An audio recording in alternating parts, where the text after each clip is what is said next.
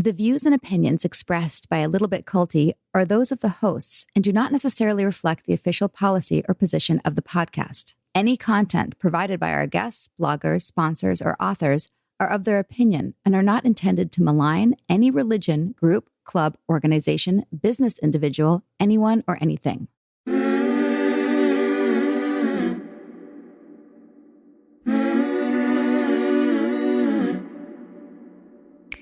Hey everyone, I'm Sarah Edmondson. Hi, I'm Anthony Ames, Sarah's husband, aka Nippy. And we're here to talk about things that are just a little bit culty. We were in a cult and we woke up, and it was all captured in a docuseries called The Vow on HBO. Also in my memoir, Scarred. And then we made this podcast. I guess you could say we're technically a cult show now. But not your typical cult show. We're not so much about the grisly details. We are about kicking the doors down on the shame and the secrets that make these culty things so destructive. We're here to have frank conversations about how cool things can cross over into the cultiverse. How to spot trouble when you see it, and what happens when it comes to recovering from something culty, if that happens to you. Each week we'll call on experts, advocates, fellow survivors, and whistleblowers to help us unpack what's going on in the cultiverse. We're here to share what we know on everything from red flags to resiliency, and to have a few laughs along the way, because sometimes you gotta laugh. Thank God. Now, we have a lot to cover, so let's get this show rolling, shall we? A Little Bit Culty Season 2 drops new episodes every Monday on the Acast app or wherever you get your podcasts. Be sure to subscribe so you don't miss an episode. And to learn more, visit us on Instagram or at alittlebitculty.com.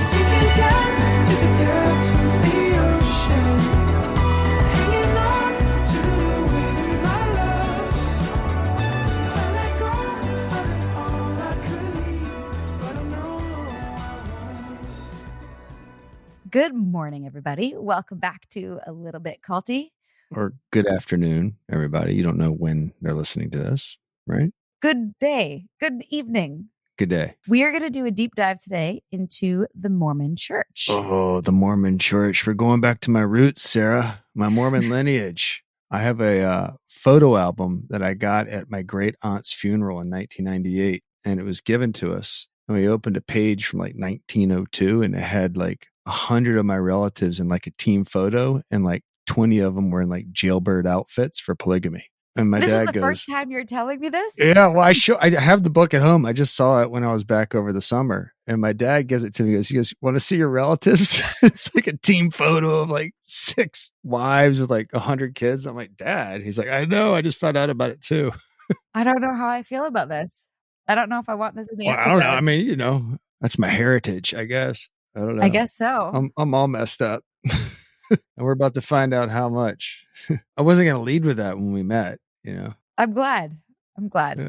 Well, here's the deal. I actually didn't know much about Mormonism before this episode. It's similar to what I knew about Scientology when I was in NXIVM. I was like, oh, it sounds a bit weird, maybe a little bit culty, but I didn't understand why. Yeah, didn't understand why or how. But we found the perfect guest to do the deep dive with. His name is John Dehlin, and he is a PhD in clinical and counseling psychology and is a groundbreaking podcast host and is also an excommunicated member of the Church of Jesus Christ of Latter-day Saints, also known as the Mormon or LDS Church. Dehlin founded the Mormon Stories podcast in 2005 and is a passionate advocate for the rights of skeptics in Mormonism, LGBTQ rights, equality for women, and other individual views outside mainstream Mormonism. His research and podcasting work have been highlighted in the New York Times, Good Morning America, and on CBS Evening News. His work was also featured in HBO's feature documentary film, Believer, starring Imagine Dragons, Daniel Reynolds, Neon Treese, Tyler Glenn. He joins us today to discuss his transformation from being raised in a conservative Texas Mormon family to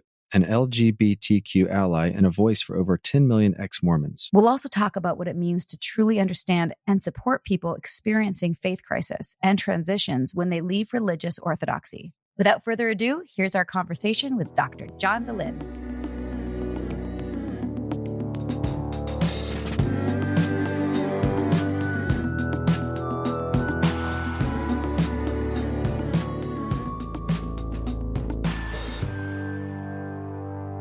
Welcome, John Dehlin.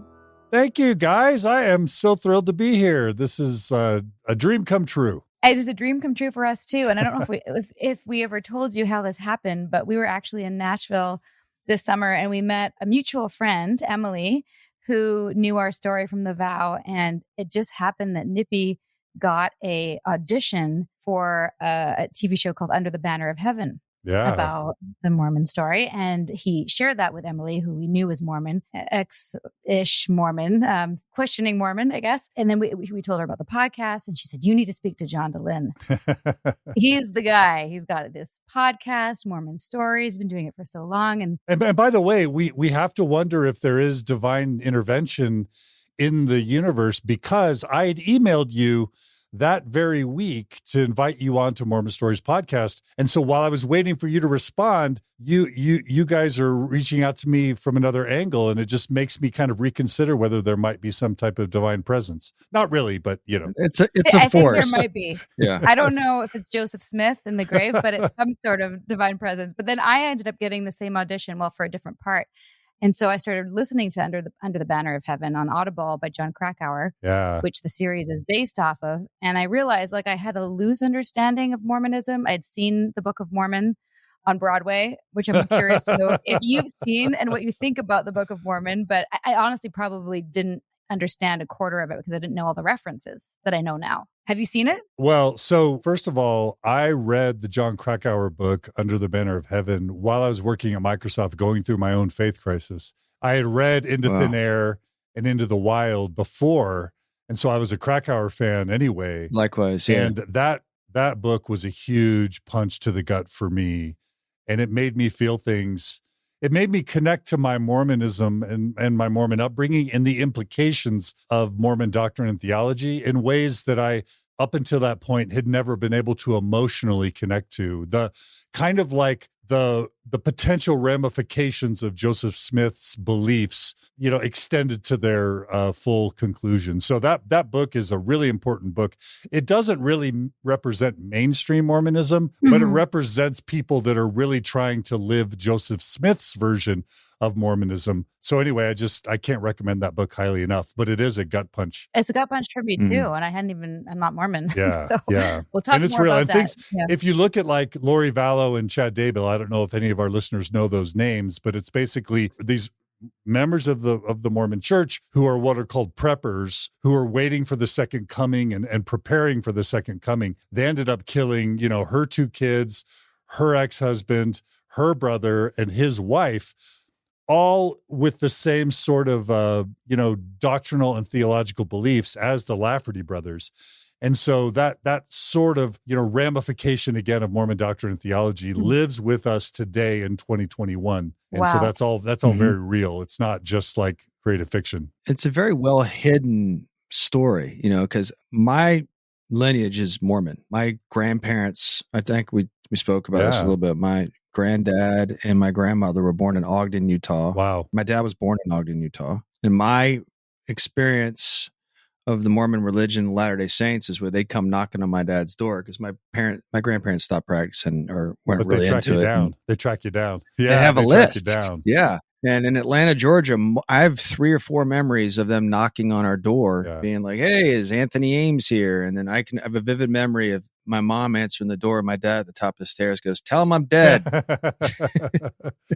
They just they never showed up again. So it always seemed like a benign, kind of friendly, kind of how it's portrayed in Book of Mormon, like innocent. Yeah. Nippy, it's fascinating to know you have that connection. And Sarah, just to answer your question, the podcast was in full swing in 2011-ish when the Book of Mormon musical came out. And so Lori Goodstein, who is the religion reporter for the New York Times, actually flew me out to New York City for the weekend premiere of the Book of Mormon musical. Wow. I sat next to Lori. Amazing. During opening weekend. I watched the Book of Mormon musical with Lori, and she reported on my reactions to it. And we held our first, sort of international podcast conference in New York City in 2011 on the weekend, very same weekend. But I wept during the Book of Mormon musical. I've seen it 4 times. I know all the songs.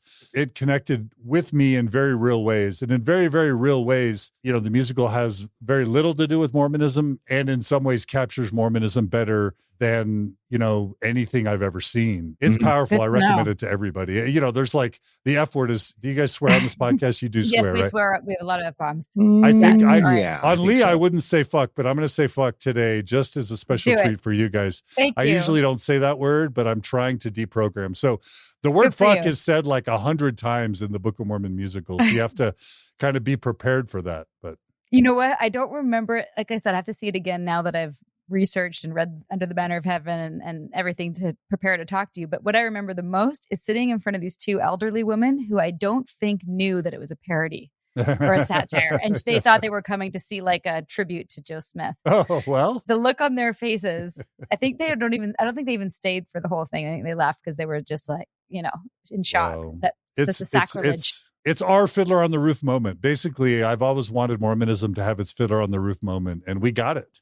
Do you guys want to have Nexium the musical? I just don't feel like I don't it's think real. so. I'm sorry. I don't know if I can hear. No, but you know what's crazy is that Keith was really into musicals. Like he had one performed for him at every one of his birthday weeks, and he was really into it. So I bet he would like to have a musical for him. But Sarah, I don't buy that he was really into musicals. No, I think he was. I think that was an excuse for him to get women to go sing for him. Okay, so that's why he was into musicals. That's my thing. But we tangented. My other question for you, since we're talking about the mainstream pop references to Mormonism, what about Big Love?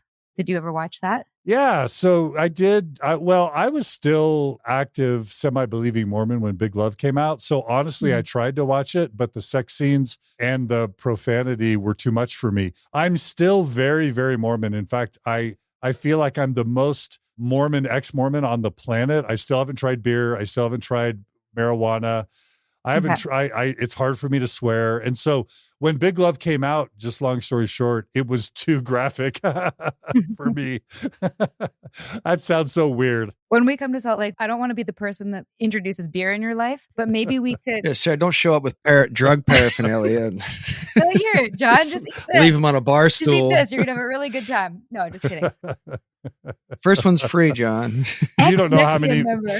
You don't know how many ex-Mormons have tried to get me to do psilocybin and ayahuasca and weed. And like every day somebody tries to get me to do that stuff. And it's just the grooves for me are worn so deep that I haven't been able to kind of shake that superstition. You know what? I think that's fine. There are some important things to take away. I mean, I think that's a question we'll get into because you look at some of the tenets of Mormonism. If the problem is there's so much fear around it that it becomes debilitating, but the principles of not of behaving in an altruistic way, I think, are things to salvage. Well, there has to be on good some level, as long as it's right. not.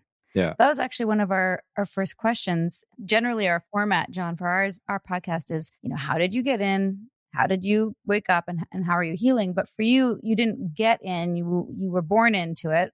And before we get to that, I wanted to ask, so people who don't know much about Mormonism, when people followed Joseph Smith, what did they think they were getting into? What was the promise that they were signing up for back in 1830? 1830. Yeah. What were they signing up for? So Mormonism was founded in 1830 by Joseph Smith in upstate New York. And Joseph Smith had kind of an eclectic Christian upbringing where there's a lot of religious diversity and even contention in his family. They were poor. They were failed farmers. And he had several siblings, and they all lived in this log cabin, sleeping like right next to each other, kept moving from farm to farm and in poverty. His parents were kind of like seekers and really superstitious. And the biggest issue at the time was so many different Protestant Christian churches all claiming to be the one true church: Methodists, Presbyterians, Baptists. And there's a lot of religious conflict in Joseph Smith's home of origin. And there was a lot of folk magic and superstition. One thing people don't know about the founder of Mormonism, Joseph Smith, is before he produced the Book of Mormon and started the Church of Jesus Christ of Latter-day Saints, he was a bona fide treasure digger, which meant back in the 1820s that he would take a stone, put it in a hat, and tell his neighbors, hey, I can find buried treasure in the ground that's often guarded by angels or spirits. And so he would take these groups of people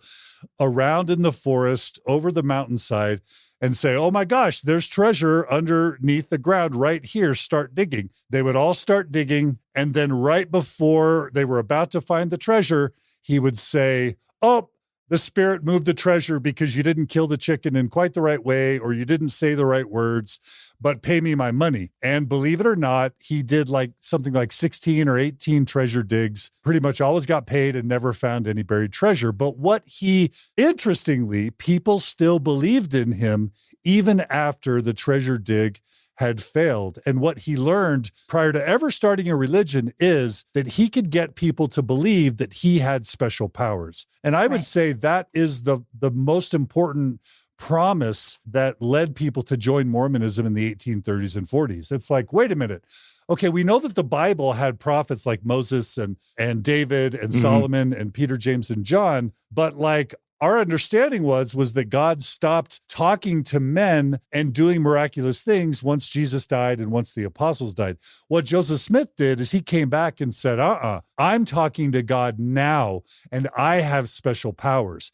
And if you join my church, if you read my Book of Mormon, and if you follow me, I will tell you what God wants humankind to know today, and I will lead you to a form of heaven that is not just like a happy place. Joseph Smith's theology evolved to the point where he was promising people, if you follow Mormonism the way I teach it, you will become a god or goddess someday and rule over your own planet and have billions of children who come and incorporate their own earths, and you will rule over an earth with billions of humans on it, just like God and Jesus rule over the earth right now. That's kind of going big, but that's what Joseph Smith did. He went big, and he basically promised people they could become gods someday. Wow. That's kind of cool, right? Wouldn't it be cool to become a god? I'd sign up. How much? Well, it's hard for us to talk to anyone in any of these groups and not make comparisons to our own experience. But that was definitely something that struck me as a instant similarity, is that Joe Smith, it was a con man. He also was a convicted con man, if I read that correctly. He Absolutely. got arrested, and he was, the judge said, you got to stop doing this. And he did it anyway. And that same thing, Keith did the same thing. He got in trouble. He got caught. They said, you can't do another MLM scheme. And then he did. Yep. Or pyramid scheme. In upstate New York. Part of Mormon history is he starts the treasure digging in Pennsylvania. He kind of gets kicked out of there. So he goes to New York and starts the church. He gets kicked out of there. He goes to Ohio, gets kicked out of there, goes to Missouri, gets kicked out of there, goes to Illinois, gets kicked out of there and killed. And then Mormons moved to Utah, and Mormons wreaked havoc in every single town they moved to. And it was all led by Joseph Smith. There was financial scandal. There was sexual scandal. There was fraud and, mass defections. But one of the things Joseph Smith was so skilled at was rebounding. He was super resilient. He was resilient AF, as they say these days. The young people say. Yeah. Resilient as fuck. And he just, every time he was down, he was able to dust himself off and get back up. Well, that's the way the narcissistic, sociopath mind works. I remember, and this isn't a political statement, but one of the things that allows Trump to keep going, when we had one lawsuit or threatened with one lawsuit, Sarah, our worlds were freaking out. Remember that, Sarah? We were like, oh my God, we have people coming out. He had 5,000 against him at one point. He doesn't care. Those kinds of people don't have that kind of sensitivity or whatever it is to have that mean what it should mean to them, and they keep going and they steamroll whomever's in their way. And one of the most mind-blowing things I've learned in the cult literature, I learned this, I think, from not just the Jehovah's Witnesses, but from some of these other cults that were predicting a date where Jesus would come again. What psychologists learned in the early 1900s was that if a cult predicted a date where, the end would come and Jesus would come, and then the date came and passed, all the cult leaders needed to do was to blame the failed prophecy on the unworthiness of the followers, and they would believe more after the failed prophecy than they did before, if you can always reverse the blame back on the unworthiness of the members. And Joseph Smith was one of the first to really learn this. And so all he had to do was make prophecies. If they happen to come true, well, then he's a prophet.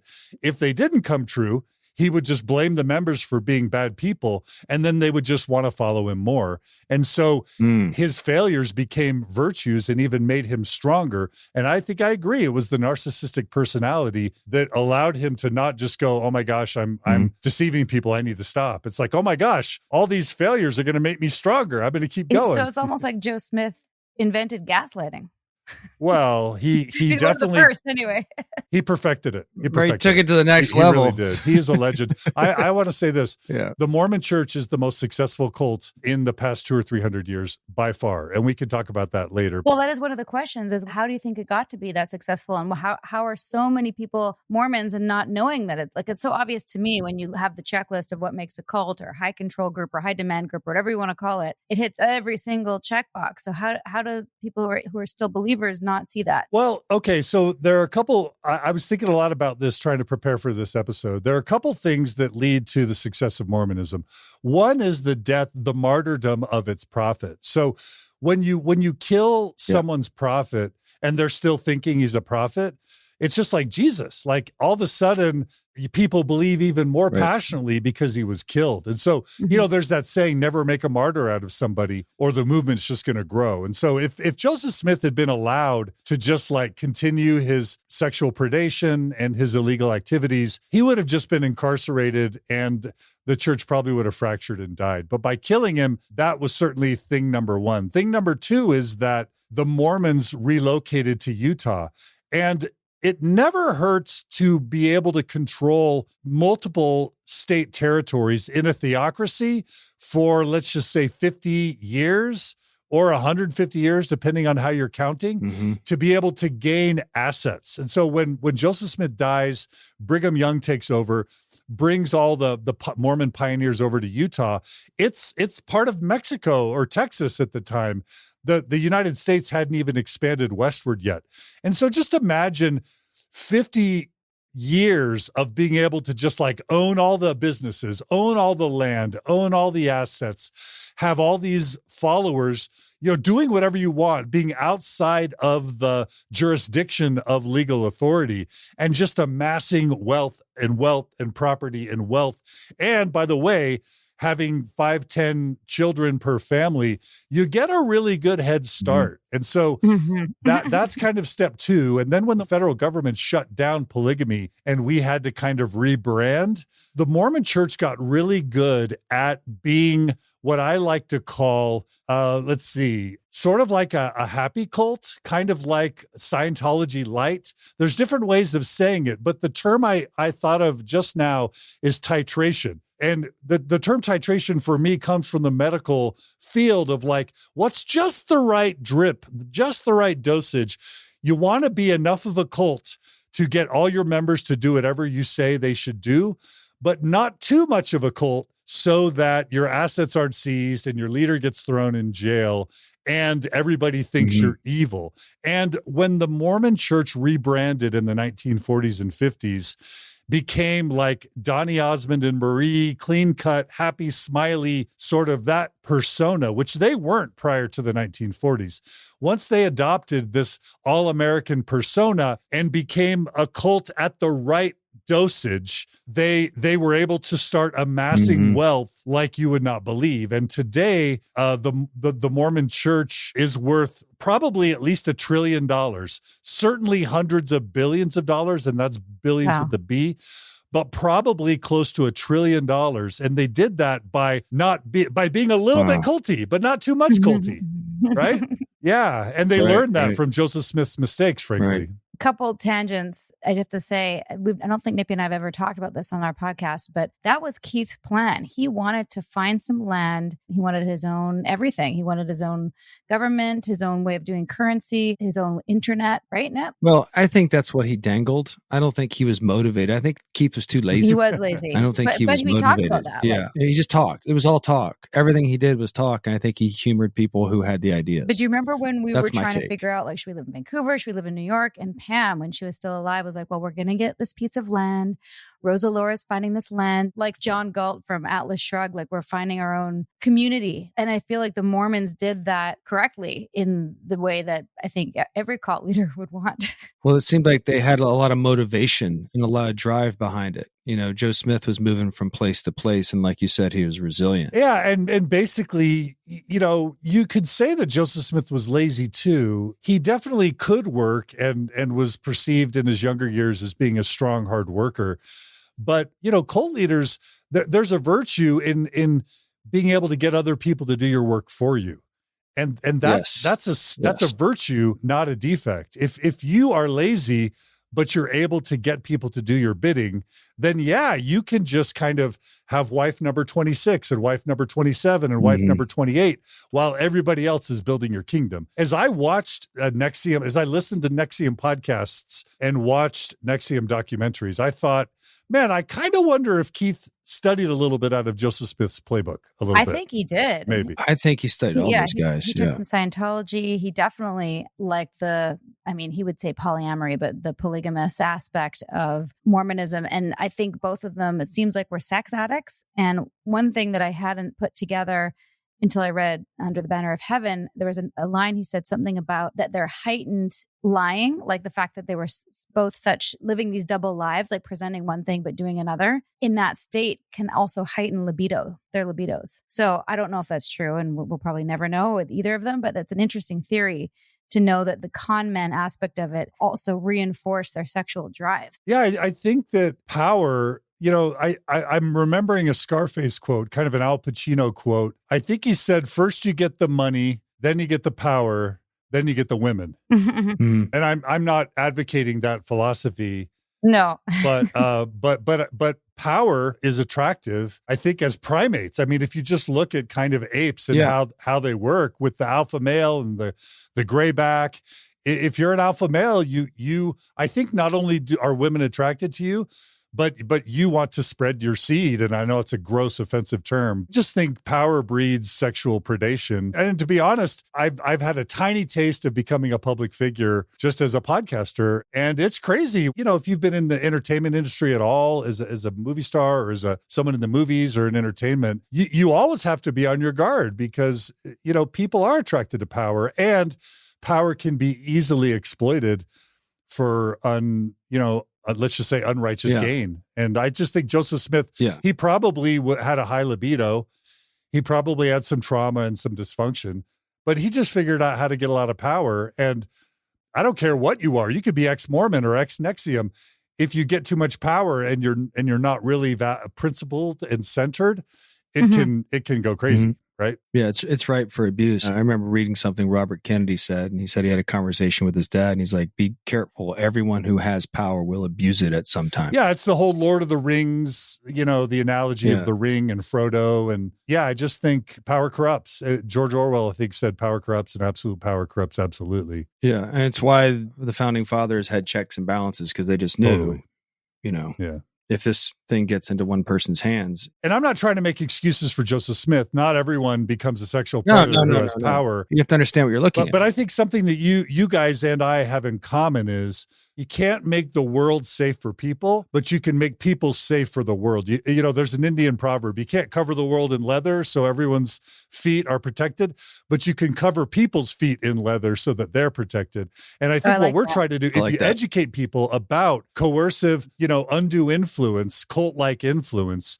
then you inoculate people from not just religious cults, but business cults and therapist cults and yoga cults and new age cults, all the cults, right? To your point, you have people that are aligned with it unwittingly promoting the abuse. And I think that's where, if people can develop a self-awareness as to what's informing them, is the most powerful thing. So when presented with something that could be abusive, they know what it looks like and sounds like immediately in real time. Yeah, definitely. I'm also guessing that the majority of Mormons haven't necessarily done the research. Like I've heard you speak in many of your interviews where you talk about how you woke up and what you were researching. And I want to hear more about that. But for us included, we were part of this group. We never looked into Keith's background. We just trusted what was told about him. We didn't do the deep dive till after. And once we did, all the information was there. And it was like, oh, fuck. Yeah. We went to the wrong people Yeah, for we the went to information, Keith and his acolyte. And in the beginning, I went in there and was like, well, what is this? and I got Yeah, but you're going to get lied to by the flying monkeys. lied to. This is one of the most profound things that I've thought about. There's a little bit of history. So the Mormon church is led by a prophet, somebody who Mormons believe speaks to God. And when one prophet dies, another prophet is chosen by God. This episode is sponsored by BetterHelp. What are your self-care non-negotiables? Maybe you never skip leg day or never miss yoga. Maybe it's getting 8 hours of sleep. I mean, that's my personal and everyone's dream, isn't it? Well, I definitely have some non-negotiables. Like, I'm in Vancouver right now, and I'm spending literally as much time as I can outside in nature. Hashtag cold pools, hashtag crushing it. Nature is a non-negotiable. Not enough time in the fresh air and the trees around me, and I start to feel not great, not myself, not grounded. Therapy day is a bit like my nature walks. I try to not miss it, and I know I'm just going to feel so much better all around if I make it a priority. I get so much out of it. It helps me put my worries and anxieties in their rightful place and helps me clear my mind so I can focus on what I really need and sometimes what I don't need. Like, I don't need to be overbooking myself just because I hate to say no to people. You know what I mean? Thanks, therapy. Thanks for helping me see that. And if you're thinking of starting therapy, give BetterHelp a try. It's entirely online, designed to be convenient, flexible, and suited to your schedule. Just fill out a brief questionnaire and get matched with a licensed therapist and switch therapists anytime for no additional charge. Look, even when we know what makes us happy, it's hard to make time for it. But when you feel like you have no time for yourself, non-negotiables like therapy are more important than ever. Never skip therapy day with BetterHelp. Visit betterhelp.com/culty today to get 10% off your first month. That's BetterHelp, HELP.com/culty. Meals bring people together, but for many families, providing their next meal can be a challenge. You can help by participating in Macy's annual Feeding the Hungry food drive. All proceeds go toward local food banks and families. Now through January 31st, you can purchase an icon in-store or online, or watch out for the blue Feeding the Hungry shelf tags, where a portion of your purchase will be donated to local pantries. Together, we can combat hunger in our local communities at Macy's. In the 1940s, okay, the niece of the Mormon prophet at the time, his name was David O. McKay, his niece, whose name was Fawn McKay Brody, writes a tell-all, super legitimate biography on Joseph Smith called No Man Knows My History. And to this day, it stands as the most thorough, accurate, and compelling biography ever written about Joseph Smith. The history withstands the test of time. She was a UCLA historian. And that book has been around now for 70 years, and to this day, most Mormons have never heard of the book. And it tells 80% of what historians now know of Joseph Smith's corruption. It talks about his treasure digging, his use of the peepstone in a hat. It talks about the Book of Mormon being a plagiarist book, being a fraud. It talks about this other scripture called the Book of Abraham being a false translation of Egyptian papyri. It talks about Joseph Smith's polygamy and polyandry. It talks about the financial scandals. And to this day, Mormons have never heard of it. In fact, my excommunication, as another example, was literally tweeted by the New York Times. It was global news. And I'm not important, but I mean, the New York Times is important. And even though my podcast has now been in existence for 16 years, my excommunication was global news. In 2021, most Mormons have, and I live in the heart. I live in Mormon Vatican City, right?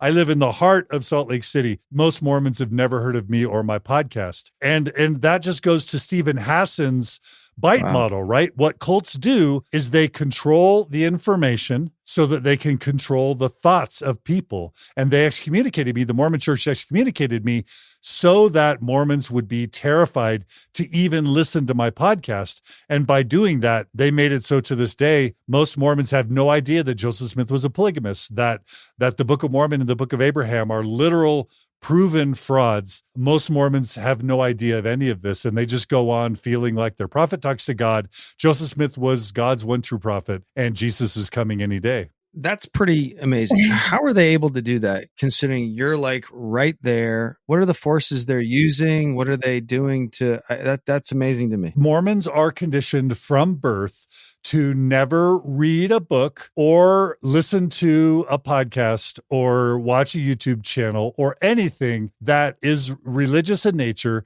if it's not originating from the church and approved by the church. So from very early ages, doubt is demonized. questions are demonized and suppressed. Anyone who asks uncomfortable questions is silenced or marginalized from the community. And Mormons are taught to shun and avoid anyone who doubts or questions or leaves the church. And then there's this idea of anti-Mormon literature, which is any source of information that's critical of the church. That is combined with a Mormon teaching that if you feel uncomfortable, you're taught as a child that it's Satan making you feel uncomfortable. And so anytime a Mormon is like stumbles on the internet to something that feels uncomfortable, it's like, oh my gosh, this is something untrue about Joseph Smith, or this is something about the Book of Mormon. Oh, this doesn't come from the church, and it's making me feel uncomfortable, which I've been conditioned to think is from Satan. I'm going to go listen to a Mormon hymn or study my Mormon scriptures.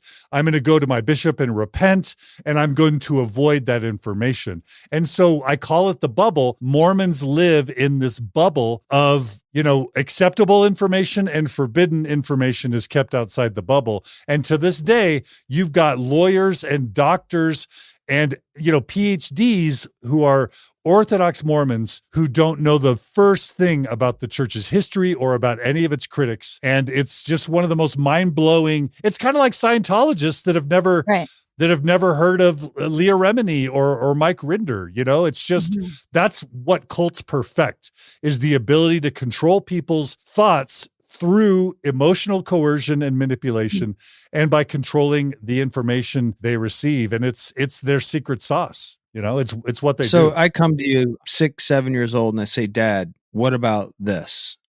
Am I punished, or am I told that Son, Satan? that is anti-Mormon lies, and you need to stay as far away from that as you can. Got it. This is why we had Stephen Hassan on as one of our first guests, so he could explain the bite model, and that people who were in other groups could compare their experience. Because I think that's the number one thing on the checklist, or in the top 5 for sure, is the controlling of the information. Yeah. And it's so dangerous. And speaking of that, I don't know if you had a chance to listen to ours, but we have the segment called That Chaps My Ass. And I would love to know what chaps you're asked the most about the Mormon church or the doctrine or whatever. But I wanted to share, after reading Under the Banner of Heaven, what chaps my ass the most. And I guess this is based on the belief that if you're Mormon, you have a direct line to God, which is cool. I understand the draw of that. But the thing that really bothers me is that every now and then there's this, a man, because only the men can do this, right? As the prophets and being bishops. Is that the right word? Like what the upper ranks? So bishops lead congregations.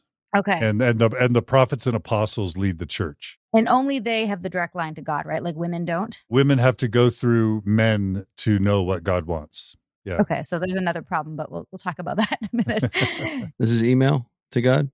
No, they're disconnected to God. But every now and then, and this really stood out to me as a major ass chapping, is that they're like, okay, so I spoke to God, and God said, even though she's only 12, little Tammy here is going to be my wife. Or even though she's actually my daughter, God said I have to bed her. Like, the insanity out of that manipulation of that so-called talking to God power to feed one's own pedophilic sex drive. I don't know. It's just that, to me, like, how is somebody on the outside going, no, you're not talking to God. You're just horny. Like what, why don't people say no to that? Like, how do they get away with that? Well, I've said at other places that, I still believe in freedom of information, freedom of thought, freedom of belief. Like, we can't go around policing people's thoughts or beliefs. And I don't hate religion per se, but there is one thing related to religion that I actually believe should be illegal. I think it should be illegal to claim that you speak for God, that anyone speaks for God, because it's just too much power. Right. Anybody who claims to speak for God has too much power. And it doesn't matter if it's a 14-year-old girl and she's your daughter. If God is telling you that his chosen prophet on the earth wants your daughter, then you're supposed to give your daughter. And that is exactly what Joseph Smith did. He would go to men, women, and children and say, you or your wife or your daughter need to be my wife. And he did it with 14-year-olds. He did it with other men's wives. At least 10 of his, Joseph Smith had between 30 and 40 wives. The overwhelming majority of Mormons don't know what I'm about to say, even though this information's been out since 1945 or earlier. Joseph Smith had between 30 and 40 wives. Joseph Smith had so many wives, we don't know how many wives he had, but he had between 30 and 40 wives. That's our best count. He had 14-year-olds as wives. He had sister pairs as wives. He had mother-daughter pairs as wives. And over 10 of his wives were married to other men at the time that he married them, sometimes with the consent of the husband, sometimes without. But there's that scene in that David Koresh docudrama where David Koresh is sitting on the roof with one of his male followers, and he says, "Hey, male follower, I'd like to relieve you of the burden of having sex with your wife." And the guy's like, "Okay, thank you, brother David." That's what Joseph Smith did. And it is literally because he claimed to speak for God. So, Sarah, I endorse that ass-chapping source. Thank you. It's too much power. How many children did Joseph Smith have? Emma, Joseph Smith's first wife, probably had bore like seven kids. Several of them died. There's no evidence of biological children coming from any of his polygamous wives. But, there's rumors of abortions that may have happened. There's rumors of, of course, there's pullout methods. There's self-induced abortions. And by the way, he's having sex with other men's wives. And so, we haven't been able to genetically test, all of the potential posterity. So that's a mystery. But what's not a mystery is that he was having sex with these women, because later on they testified in court. Many of them signed sworn affidavits that they were married to him in the very deed. So that's something that's not open for dispute, is that he was having sex with these women. And then he actually made it a thing in a term which I now know is the principle. Yeah. Can you explain that to our listeners?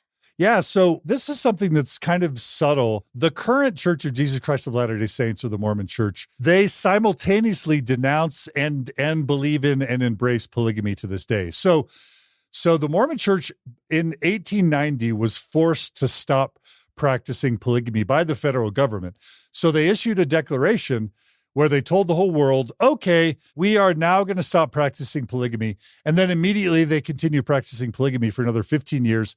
They sent followers to Mexico. They sent followers to Canada. And even here in Utah, they secretly continued practicing polygamy until there was kind of like a second federal prosecution that happened in like the early 1900s. And then the church issued, to get seated as U.S. senators, as an official state, to achieve statehood, the church issued a second declaration that said, okay, now this time we're really stopping polygamy. And they officially stopped it in like 1905. However, if you Google Doctrine and Covenants 132, which is a section of one of the Mormon Church's key scriptures, Doctrine and Covenants is, along with the Bible and the Book of Mormon, Mormon scripture. If you Google Doctrine and Covenants 132, it says right there that the Mormon Church still believes in what's called the New and Everlasting Covenant. It's also called the Principle, but it is plural marriage. And it's just this belief that men will have, that to achieve the highest level of heaven, to become a god, you need to have plural wives in the celestial kingdom, which is the highest degree of heaven. And the current prophet of the Mormon Church, Russell M. Nelson, and the current first counselor in the Mormon Church, his name is Dehlin H. Oaks. These are the two highest ranking Mormons in the world right now. Their first wives have both passed away.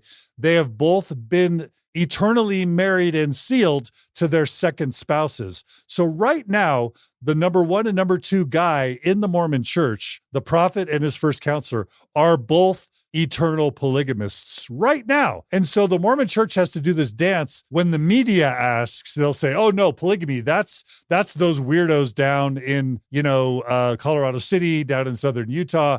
We don't have anything to do with polygamy. And that's deceptive, because it is still in our scriptures. We still believe it's an eternal principle, and our leaders are still practicing it, at least in the eternal sense. But they believe that we had to stop practicing it right now, day to day, or the federal government would have seized all our assets and shut us down. So it's typical deception, where the church tells the public one thing, but maintains its private beliefs secretly. And it's one of those little bit culty, right? A little bit culty. Another similarity between NXIVM and Mormonism.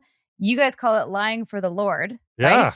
Yeah. And we called it the ethical lie. Yeah. Ethical lie to protect Keith because people aren't, we would say, not integrated enough to understand his polyamorous lifestyle. They don't get it. In that world, people who choose it, people who choose to, for a woman who wants to marry a man and share that man with as many women as he decides is appropriate, they think they're doing something noble, something important, something the celestial marriage, plural wives, whatever you want to call it. And I have to say, like, I've, traveled with my close women friends with our kids and being like, hey, sister wife, and like in a jokey way, because, it's been easier to share the housework and take turns with the kids and the men too, right? Like, because we're not misogynistic. My point is, why do people agree to this other than that? Can you explain the draw? What's that mindset that they're like, yes, gonna get as many sister wives as I can?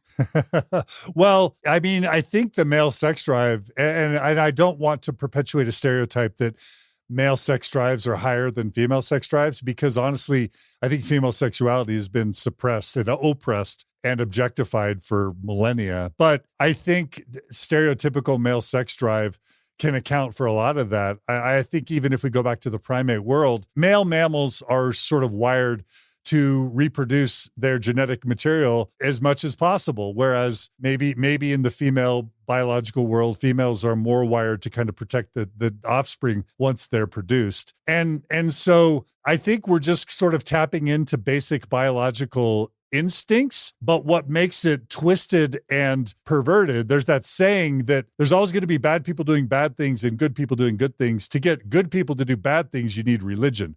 Right. Mm-hmm. And if you can get God to sanction this behavior of men subduing or conquering or manipulating as many women as possible into what amounts to sexual predation, well, again, you've got God's license. And so it's a real conflict. And, modern Mormons aren't raised to believe in polygamy. It's just never discussed. And so, as you're growing up a Mormon kid, you're just like, oh, Jesus loves me and Joseph Smith is God's one true prophet and the Book of Mormon is true and we're the one true church and the rest of the world someday is going to figure that out. And it's don't drink alcohol and don't do drugs and don't have premarital sex and be a good citizen. Like, that's what's so deceptive about Mormonism is you're raised to be Donnie and Marie Osmond, or how Donnie Osmond Marie appear. And what's wrong with that? And that's what the Book of Mormon musical really does capture so well is, all these elders are just happy and smiley and they're nice to people. Like, what's not to love about that? It's the insidious doctrines that are held from the members until later that many they don't discover until they're 30 or 40 or 50. That's the problem. And that goes back to, I think I have 3 or 4 things that chap my hide about Mormonism, but one is the lack of informed consent, Sarah. It's the fact that 4 or 5 million people right now are Mormons giving 10% of their income, giving 10 to 20 hours a week to the church, dedicating their lives to serving the church without informed consent. They don't know the truth about the church's history. They don't know the way that the church has harmed people and continues to harm people. They don't know that the church has amassed hundreds of billions of dollars in wealth, and they are still giving their unquestioned devotion to the church. So number one of at least 3 or 4 on my list of what chaps my ass is the lack of informed consent, but it's all driven by the claim that the church speaks to and for God. Right. Yeah. It's a fraud. Yeah. And the hardest parts they're withheld from the members. The members don't even realize that they're in a polygamous cult. They don't even know it. And to sum it up, it seems like the doctrines are there to justify primitive impulses as opposed to explore them and understand them. Sometimes it's mixed. It claims to do mixed that because I still haven't tried alcohol or weed, or I've only had sex with one woman my whole life. That's part of the bite model. The B is the control of behavior. The church wants to control when you masturbate, if you masturbate, how you masturbate. They want to control, no sexual behavior before marriage. And some would argue there's something good about that. I think there's a real dark side to that. But, you could have Orthodox Mormons arguing that no, the church is expert at getting the members to control their most base behaviors. And let's just be clear, it wasn't all the Mormon men that were practicing polygamy. It was just Joseph Smith and the men that he gave the permission to. So it's not so much that polygamy was everywhere. It's that Joseph doled out the privilege based on what he would get in return. And that's, the Under the Banner of Heaven talks a lot about that. Yes. So Scientology has, I see a lot of parallels between the two, has legal aspects that protect Scientology. What are the things that protect the Mormon lie, I guess, legally? What are the forces that they have? And I'm not just talking about like forces of like, I'm going to litigate you or like, spiritually, like, how do you feel like this still has a hold? And what are the things that the forces that you feel like good, evil are keeping it intact? So it's money, power, and PR. So the church is richer than God at this point. They literally have hundreds of billions of dollars in stock and bonds and cash. That's not assets, right? Just in investments, it has hundreds of billions of dollars. So it's got the best law firms in the world, the best lawyers in the world, and they can shut down any lawsuit. Just the Boy Scouts of America, it turns out that over 20,000 Mormon boys and young men have joined a class action lawsuit at having been sexually abused as a part of their Mormon Boy Scout troops.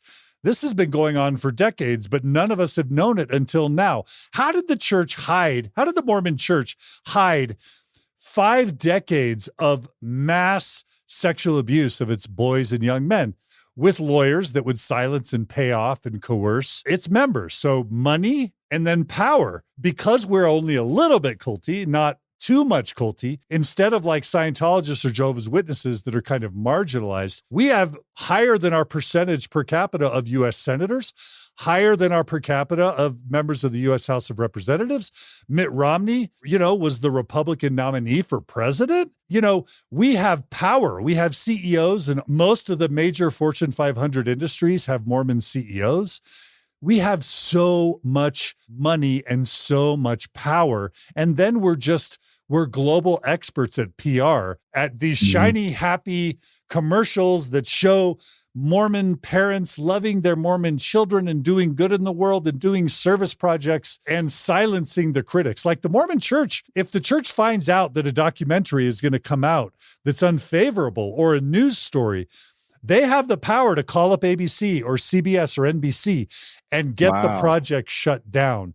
That's how much money and power they have and how they're able to control the media. Just in the Utah marketplace, they own both the Deseret News and, through a Believing Mormon and Mormon Money, they own the Salt Lake Tribune. And so the church has a lock on Mormon media, even in the state of Utah. So much money, power, and control over PR that who can stop it? The Mormon church makes so much money now off of the interest of its investments that if all the members stopped paying tithing today, if all of the members, right now it's estimated that the church brings in $8 billion a year in tithing and assets. If the Mormon church, if all the Mormons today stop paying tithing, the church could still fund its ongoing operational budget off of the interest of its cash and stock investments. That's how wealthy the church is now. Think about that. That's so wild. Oh, look, I mean, growing up, again, it was peripheral for me, but the image they had created in my mind, I was big into sports growing up. Every time I'd see someone, who went to BYU, take a year off and go on a mission, I was like, good God, I wouldn't do that. But that's pretty noble that they do that, and Steve Young's your poster boy. I mean, that guy's a Boy Scout. He looks like he's, a great role model. But even Steve Young now, I don't want to speak too much about what I know about his family, but let's just say many of his family members are no longer necessarily believing in the church, and they've kind of come out public that they have an LGBT child. And it's very well known that they are very strong LGBTQ advocates, sort of in opposition to the church's stances, even though Steve walks a very delicate line because he tries to maintain good relationships with the church leaders, but there's no one's really questioning where Barb and Steve Young stand on relative to the church on its stance on LGBT people. And he grew up in Connecticut, and he grew up up in a different kind of demographic. His Totally. dad, Fritz, I think, was a very. But just like NXIVM and Scientology, the church knows how to use its celebrities to paint a really powerful image to the world. And that's another key. Well, yeah, that's my point. I mean, that's kind of image I had of them. And again, without knowing the history. The PR was successful. It's powerful. It's powerful stuff. We always discuss that there's red flags along the way that you can't wrap your head around, you shelve it. We would love to know your ultimate wake up. What pulled you out of the bubble?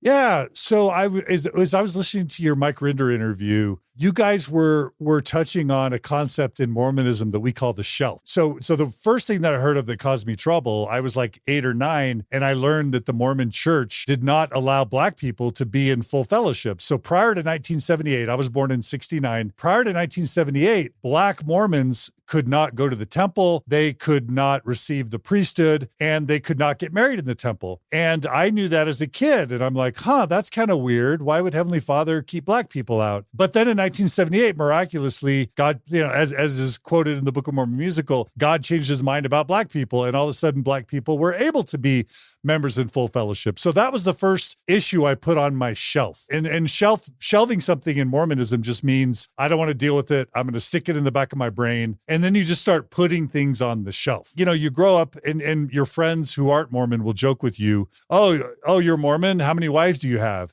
And again, no one ever taught me about polygamy as a kid growing up, other than me learning that my grandma was the daughter of a polygamous family, but our family didn't talk about that. Polygamy was something you put on the shelf. So I put polygamy on the shelf. When I was a high school kid, I divided the number of Mormons, just out of curiosity, I divided the number of Mormons by the number of people in the world. And I got a number that was less than 0.5%. And this was during the time I was being taught that the Mormon church was the one and only true church on the face of the earth. And I thought, wow, isn't it kind of a coincidence that like these white people from Utah and Idaho just happen to be God's one true church on the earth, but God is so inefficient and ineffective that only less than 0.5% of his children know, which church to join. And, but again, I put that on my shelf. I served a mission in Guatemala, a 2-year mission in Guatemala, and it was a corrupt mission. And what I mean by that is the mission president who led the mission was gunning to become a high-level church leader. And so he encouraged us to baptize, children without their parents, to baptize young girls without, any parental supervision. We were baptizing, some missionaries were baptizing over 40 people a month. That's more than one a day. And these people hadn't really learned the church's teachings. They hadn't really ever been to church in many cases. But the mission president was just wanting to inflate the numbers so that he could become a top church leader back in Salt Lake City. I saw this, and I actually was a whistleblower on my mission. And I told my mission president, this is wrong what I'm seeing in Guatemala, and I'm not going to stand for this. And he screamed at me, and he sent me home early, 4 months early from my mission, such that I had to continue it in Arizona. And that was the first time I experienced what I would call ecclesiastical abuse, where a leader literally was abusive to me in a very emotionally violent way. But again, I'm 21. I'm a Mormon. Mormonism isn't just something that you hold loosely. It is your entire identity. So again, I had that abusive experience. I put that on my shelf. I went to BYU. I got married in the temple. And it wasn't until I was 31 years old working at Microsoft Corporation, and I was asked to teach high schoolers in my local Mormon church there in Washington. I was asked to teach them church history and doctrine, where I first came across this book that I told you about called No Man Knows My History. And for the first time, I said, I need to read the book so that I can teach accurate history. And I read that book and I learned all these things about Joseph Smith. And then I shared it with my wife and she read it. And that's when my shelf collapsed. That's when I realized Joseph Smith was a fraud. He was a charlatan. He was a sexual predator. And I had built my entire life on a lie. Now, here's the twist. I remained an active Mormon for another 13 years after losing my faith in the church. Wow. That's how much power the church still had on me and has on millions of Mormons to this day. I would say up to 30 to 40% of active Mormons today don't believe some or all of the church's teachings, but there's such a high consequence with your spouse, with your parents, with your children, with your siblings, with your aunts and uncles, with your business. There's so much heavy financial repercussions to leaving the church and to coming out as a non-believer, that the vast majority of people just stay silent and pay and pray and obey because they don't want to face those consequences. They have so So much much to equity. lose. Yeah. The dependency is so strong. If you're trying to start a cult, that seems like that's the thing to create, is that you can't leave. Yeah. There's a saying that my friend once told me: a cult is any organization that won't let you leave with your dignity intact. And that's Mormonism, and that's NXIVM, and that's Scientology. You can't, there's no graceful way. There's no reputable, honorable way to leave a cult. You will be smeared and demeaned, marginalized and ostracized. And that's the sign of a cult. Nobody gives a fuck if you leave the Methodist Church or the Presbyterian Church or sometimes even the Catholic Church. Mormon Church, you can lose everything. You're cut off. You can lose everything. Yeah. So you're doing your podcast. What do you see as a potential, I don't want to say solution, but what do you see as something that can evolve it? Because it's not something you're going to solve overnight. Clearly. I mean, you've been at it for as long as you've been at it. And how do you build awareness, and how do you get people who have so much equity into this thing to at least start the process of questioning and is there, and if they do that, is there anything left to salvage? In your mind, what do you see as something that can do that in conjunction with what you're doing? What can we do? You are doing it. You guys are doing it. What people need is education and to be awoken. Yeah. And I'm going to tell you something very important. What other ex-cult members don't realize is how profoundly they affect Mormons and members of other cults that they weren't a part of. I can absolutely tell you that up until a couple years ago, I considered the C word to be as offensive as the F word. And I'm not talking about the C word you think I'm talking about. Even though I had lost my faith in the Mormon Church in 2001, and even though I was excommunicated by the Mormon Church in 2015, it's only been in the past 1 or 2 years that I've even been willing to consider the idea that the Mormon Church was a cult, that I was raised in a cult. That's how hardwired my brain was. That's the other people. And guess what freed me up to consider the possibility that I had indeed been raised in a cult? It was going clear. It was, learning about Keith and NXIVM. It was learning about the Jehovah's Witnesses, learning about Jim Jones, learning about David Koresh. And so the most important thing people can do is raise their voices and speak up and educate. And so any book, any documentary, The Vow, any podcast is going to probably make a bigger difference. And by the way, the Mormon Church knows this. The reason why they excommunicated me, one sure sign of a cult is that they excommunicate their critics and their dissidents. That's how they maintain control. And so the reason why the Mormon Church and other cults excommunicate and shun their dissidents is because the most dangerous weapon to a cult are its ex-members and its critics. And that's why you guys are heroes to me. Sarah and Nippy, that's why we're freaking bringing you guys to Utah. That's why we're interviewing you on Mormon Stories. That's why we're taking you to an effing Jazz game. And that's why that's why I wanted to come on this podcast, and that's why I love you guys. And that's why I respect all the ex-cult members, is because that is the most important thing any of us can do, is just raise our voices. And it doesn't have to be with the podcast. Tweet, Facebook, Instagram, speak up, raise your voice, and you will transform the world. It's education. It's the church's lock on information that controls the thoughts that then controls the behavior. But if we unlock the information, we can allow people to think for themselves such that they can then start to act for themselves. That's the chain. That's the magic chain. I would also imagine someone from the Mormon Church seeing another system with parallels allows them it's too personal if it's your tribe, but if it's someone else's tribe, there's enough distance there. And that's why we need each other. Yeah. I can't tell you how many listeners to Mormon Stories podcast are ex-Jew, ex-Scientology, and I mean Orthodox Jew, not liberal Jew. They're ex-Orthodox Jew. They're ex-Scientologists, ex-evangelical Christian. We need each other. And that's why we need to partner and collaborate, Yeah. Do you see a world where there's a liberal Mormon, down the road, where they extract maybe some of the principles?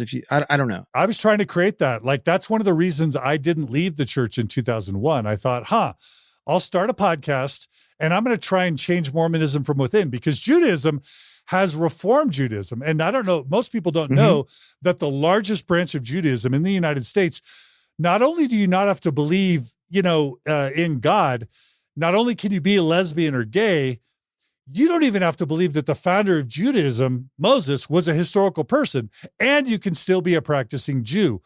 And That's so me. I thought, oh, is that you? Yeah. Were you raised Reformed Jew?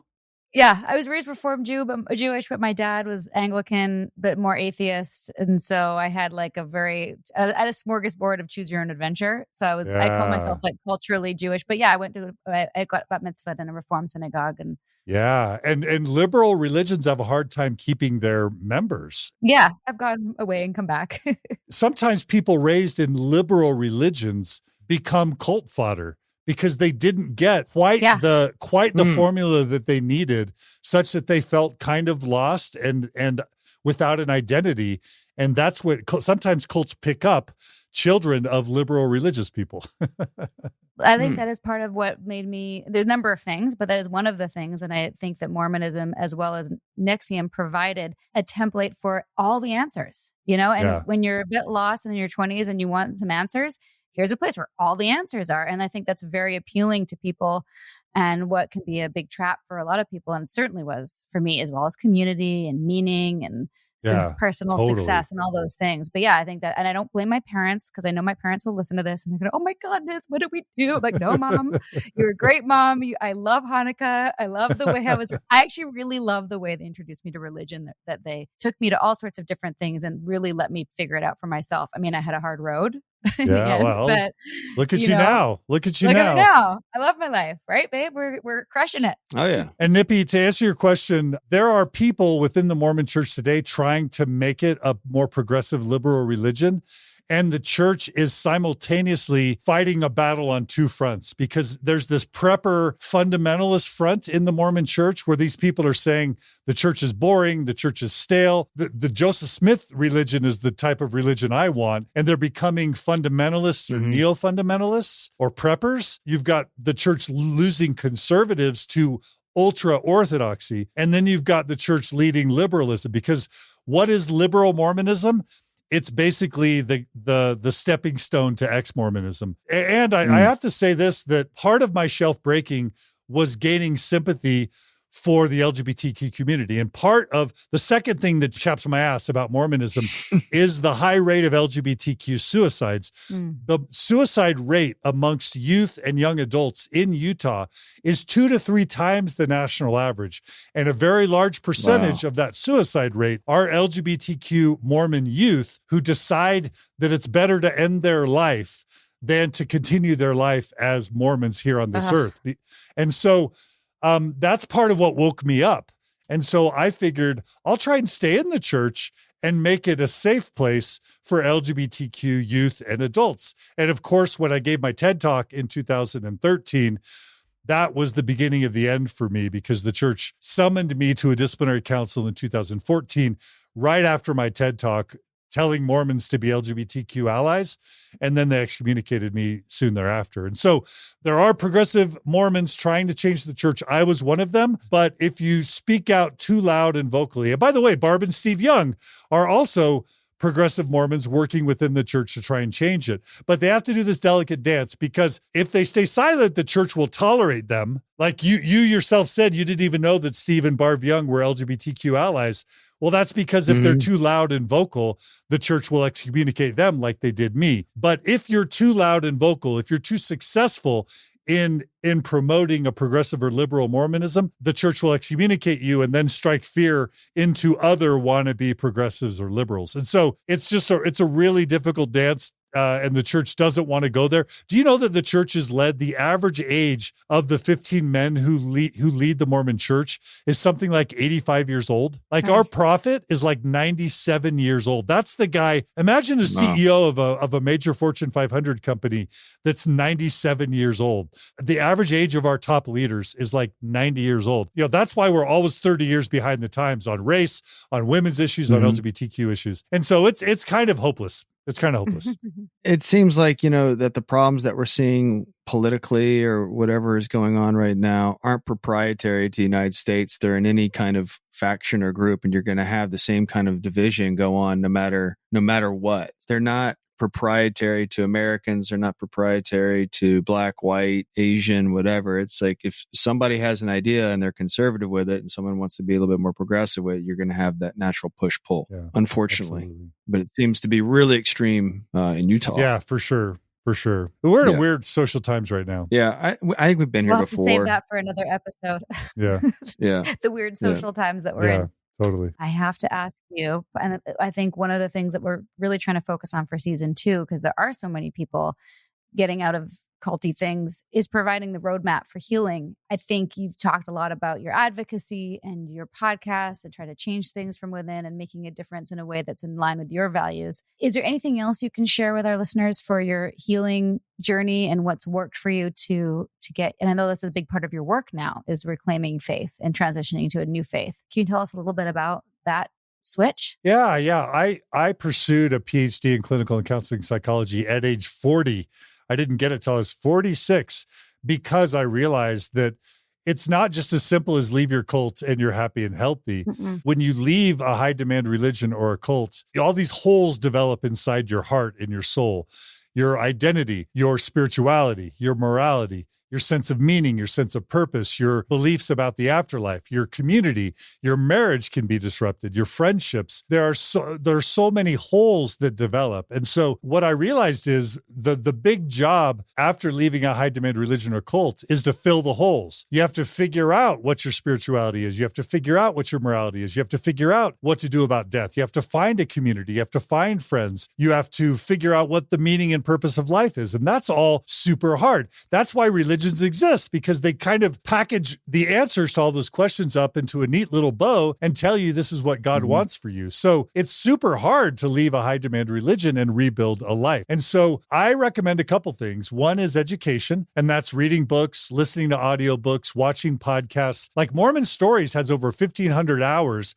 of people just telling their stories. And I would have never thought a podcast would last 16 years with over 1,500 hours of content. So why is there still a demand 16 years later for Mormons telling the same old story about how they lost their faith in Mormonism and left the church? It's because it's so hard to leave a cult or high demand religion that people will listen endlessly to get validation for their decision to leave and tips and tricks on how to rebuild a life afterwards. So listening to podcasts and watching YouTube channels and reading books is huge. That's all part of the education. I recommend therapy or coaching. Find a culturally competent expert who's either a licensed mental health professional or a really qualified life coach, either for your individual needs or for your marital support. If you're in a marriage, get professional help. The next thing is find community. We run workshops and retreats for the sole purpose of helping people find friends and community after they've left a cult. That is the event that we're bringing you to, Sarah. So I worked with some friends to create the Thrive Foundation, and it's not a money make. It's totally nonprofit. It's a total money loser. Nobody's making any profit. And the whole purpose of Thrive is to create workshops and retreats and events so that ex-Mormons and questioning Mormons can get together, realize they're not crazy, realize they're not alone, meet other people, hear Sarah talk, hear Nippy talk, hear other ex-cult members talk, get inspired, find hope again, make friends, make community, and start to build a life. Because I think societally, we suck at creating communities and lifestyles that aren't religious. We have not figured out how to create secular ways of life. And the only way to do that, we've been relying on religion for millennia to do what we need to do for ourselves. We just have to start creating communities and ways of life that are secular, and then sharing our best practices, and then promoting those best practices across our ex-cult movements. I think that's the way. Right. At least that's what we're trying to do. Yeah. That is a great, not righteous, not culty path out of this mess. So We're thank trying. you. It's messy. It's hard. Everybody gets lost. So many people get lost in drugs or alcohol, sexual experimentation. Like, it's so hard to leave a cult. Some people don't survive leaving the cult. It's way too hard to leave. And so we're just experimenting. If you've got great ideas, I want to hear them. We have a lot to learn. We'll learn from each other. How's that? Thank you so much for your time. That was such a treat to Thank to you, get to John. know you, and just part one, really. Well, I'll say two things. Number one is thank you guys. You are doing the hero's work. You are saving lives, saving marriages, saving families, and you inspire me. And I mean that very sincerely.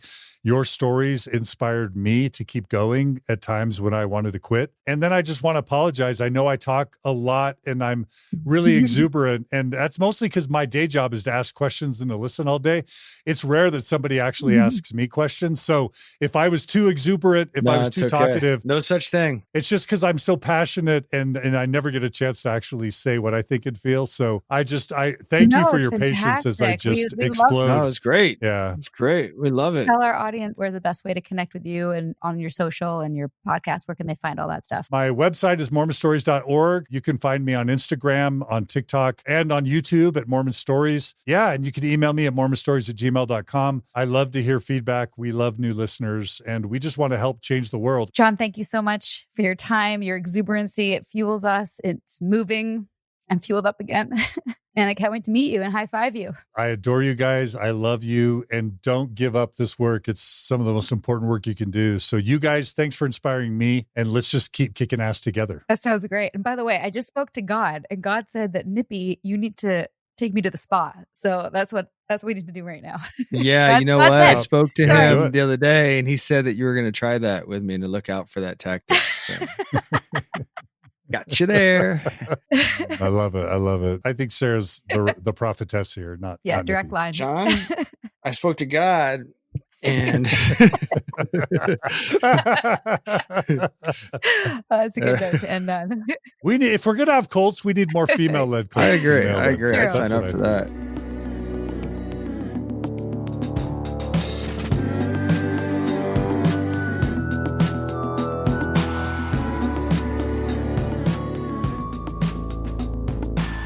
That was so great. Yeah, I'm so excited to meet John. That was intense. He knows his stuff. And we know that he No. wasn't on drugs because he doesn't do drugs. But he was fired up. That was the emergent property of never doing any of that. I think you have clarity. He certainly has clarity. And I realized, though, that we didn't get to what chaps your ass. Did you have one? In general, what I feel like the ass chapping universally is going on, I see it particularly in the Mormon community, is there's this positive front that all these movements have that hide this clandestine agenda. We had it too. Yeah, no, and everything. And even the movements you see going on, I don't care where you stand politically, whether you're right, left, whatever, they always take these positive things and abuse them to accelerate agendas. And that just really chaps my ass. And it chaps my ass that other people don't see it and then they're susceptible to it. And if you question them, you get lambasted. And I don't like that. That's part of the goodness on the outside, right? He's such an undeniably good person. And the fact that, he has to go through stuff like that and, a lot, all these Mormons, even he was saying 30 to 40% of them, question the doctrine and all that stuff, but they have so much equity tied up into these things that they can't really stand up for it. It's all it takes is standing up, and someone at the top to stand up. So the whole system of that chaps my ass. That chaps my ass too. Anyway. That was a long episode, so we're going to wrap it up. But before we do, we got to make sure we get some of that. Word salad. Oh, yeah. It's time for word salad. I'm going to give you a topic. Okay. God. Word God. salad, that shit, yo. It's interesting when we say God. God can be something that is objective that we all agree to. It can be something subjective. He speaks to you. Maybe you even speak to him. I find the God hypothesis something to be extremely personal. And when you speak to him or her, for that matter, it could in fact be you speaking to him or her at the same time. Depends if time is linear in your world. These things can be sometimes sensitive, sometimes not something comfortable to share, yet at the same time, very informative, and informative not only to your well-being, but informative to others' well-being as well. So when we say God and you pick one God and render all the other gods moot, in essence, you're an atheist. And in being an atheist, you are in essence rendering all gods moot. So when you speak to God, is it a God? And those are personal questions. Understand? That was pretty good. I think I kind of, yeah, I think just riffing on God. That. And some people might say that God is dog backwards. Oh, I love it. And on that note. Stay tuned, everybody.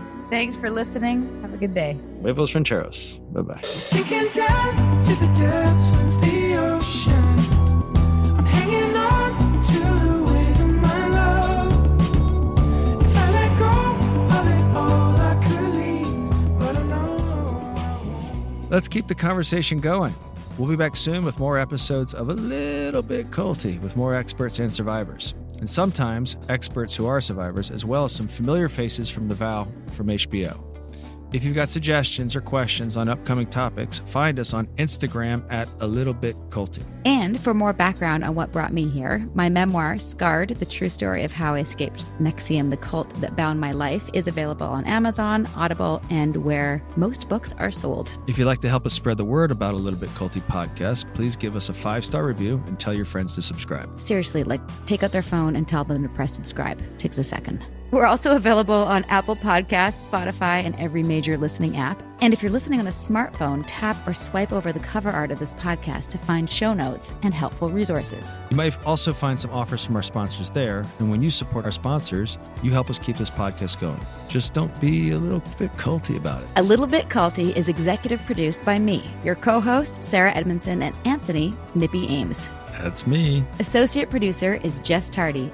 Produced, edited, mixed, and mastered by Citizens of Sound. Our amazing theme song, Cultivated, is by John Bryant and co-written by Nigel Asselin. I'm Sarah Edmondson, and thanks for listening to A Little Bit Culty.